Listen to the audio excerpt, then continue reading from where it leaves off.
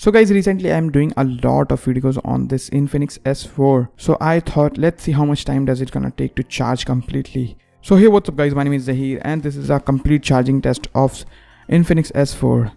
Let's begin.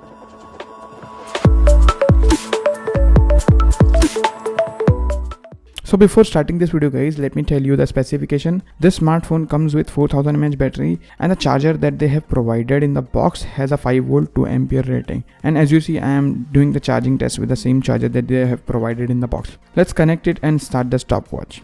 So as you guys see, it's been 15 minutes and the device is already 13% charged. Not bad. So guys, 30 minutes is passed and it's 24% charged. So guys, it's been 1 hour and it's 47% charged. Not bad, quite decent, you know. So guys, it's been 1.5 hours and it is 72% charge. Okay. So guys, finally it's been 2 hours and it is on 91%. Okay.